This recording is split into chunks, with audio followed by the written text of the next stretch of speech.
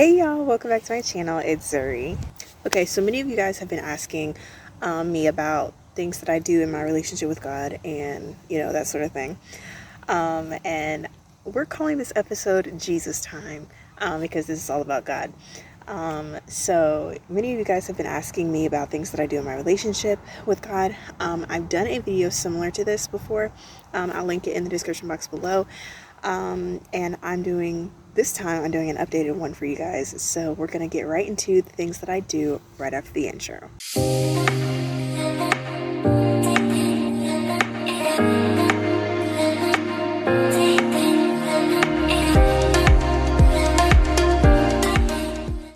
So number one is pray. Every single morning I do daily prayer. That's the first thing I do before anything. My prayer is, simple, but it's to the point.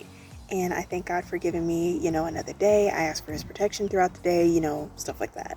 I'm not someone who's, like full head on intercession mode in the morning, like a prayer service, like, other churches be doing, stuff like that. I'm just trying to get my day started, be successful, and go to school, So I'm not really in that mode. But I don't just pray in the morning also as well. I do, pray other prayers throughout the day. And then, like, if there's a lot going on and, there's multiple people to pray for, then I'll do that during my own personal time, probably in the shower or something like that. Yeah, or during quiet time or whatever. Number two, another thing that I do in my relationship with God is worship. And y'all know that's not a problem for me because I love to worship. I love to sing. I'm always singing something, I'm always singing worship in my mind, in my head. And so that's a very consistent thing for me. There's always a song that's stuck in my head and I'm just singing it over and over and over again for days and days and days or hours or all day long. Just, it depends. So number two is worship. Number three is Bible. YouVersion app is my Bible. If I'm having devotion at home, then I'll pull out my paper Bible. But if I'm in the car or on a road trip or something, I'll I'll use my paper Bible if I, bring it. But usually I just use my app.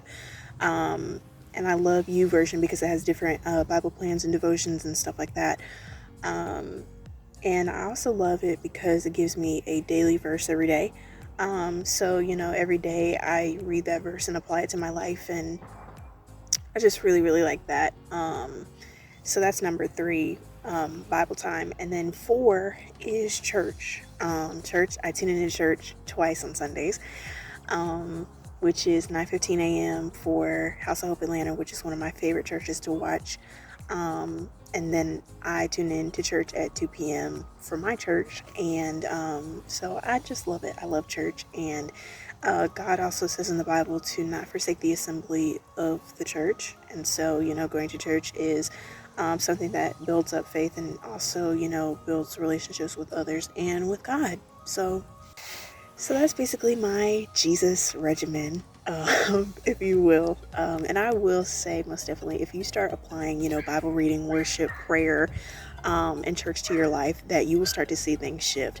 Excuse the dog barking. He barks all the time. It's annoying. But one of my favorite preachers says, if you'll be faithful to God, he'll be faithful to you. And honestly, I will say that that is so accurate because there's so many things in my life that I've been consistent in serving God, in ministry, and been dedicated to living a godly lifestyle. And so with that comes blessings and favor and and results of obedience to God. And living life with God is amazing. And living life with God also is not it does not mean that you will be perfect, but it does mean that we have someone to walk with us in those imperfections so that we can be made perfect in his image, which is, what the Bible says. One of my favorite organists and church musicians, Jaden Arnold, was actually on live talking about, having a relationship with God for yourself. And one of the things that he said, this walk is not about perfection, it's about purity. Okay, I'm back, but in a different location. Sorry, y'all. Okay, it got too cold out there, and I was like, whew. that went to sneaking up on me. But anyways, like I was saying, this walk with God is not about perfection. It's about purity and your heart towards God and being willing to let him be a part of your life and be your everything.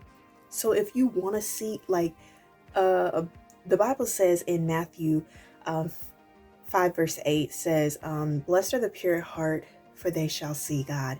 And if you want to see God and experience God, you have to be willing to let him strip everything that is ungodly away from your life. It's okay to be imperfect and saved. Like, we all fall short of the glory of God daily. Daily, we fall short. But that's why we have God, because he is there to walk us through those imperfections. And he is there with us and for us. And you know, this journey that you're on with God, if you're just now getting started, start small and then level up. You know, there's some people who, you know, are on the prayer intercessory team, and there's some people who don't even know what to pray if they got asked to. Like when I started doing daily morning prayer consistently, you know, there were start with things that you want to pinpoint. You know, of course, start with thanking God for your day, you know, for a new day. And then, you know, ask him to protect you, ask him to guide you, whatever's going on in your life, whatever situations you may have. Ask him to, you know, give you peace, you know, regarding that certain situation. You know, just pinpoint different things in your prayer, and make, like I said, make it simple but to the point and sincere. And with Bible reading, get with other people who have a more consistent Bible reading routine than you, and ask them to help you understand things that you may not necessarily understand when your pastor says it, or you may not understand it when you read it yourself. For me, I grew up around preachers and pastors, so I've always heard, you know, my grandmother, grandfather, and father explain Bible and teach and preach. So I've always caught on, you know, quickly. And of course, I've done my own, you know, study, but, you know, the Bible says to show yourself approved. Because, see, there's a lot of church kids, you know, who love God, you know, and love going to church. And, you know, they go to church with their parents, but they don't really know how to make the difference between their own relationship with God and their parents' relationship with God. There's a lot of people who come to sing, dance, shout, you know, praise, cut a step, all that stuff, and listen to the preacher, but they go home and have no clue about what was said because they don't know their word. And therefore, this is a result of why people leave the exact same way that they came. See, knowing God is an experience. You know, there's things I've experienced with God, you know, that others can't really, you know, talk about, because that's my relationship with God. That means I can't count on other people's salvation to get me into heaven. So I hope that you enjoyed this, for whoever who needed it. It is always my goal to be an encouragement, and, you know, in lifestyle things and with God. And I just want people to experience what I experience with God, because it is so, so amazing. And I think the reason why I'm so heartfelt and encouraging and transparent on this channel is because, you know, I want people to experience, you know, the same thing, you know, and experience God. And other times I want people to experience, you know, stuff I never or rarely get to experience. And that's why I'm so grateful to have this platform to share it with you guys on. So that being said, like, subscribe, share, comment, all the things. Follow me on Instagram, Snapchat, and TikTok. And I'll see you guys soon.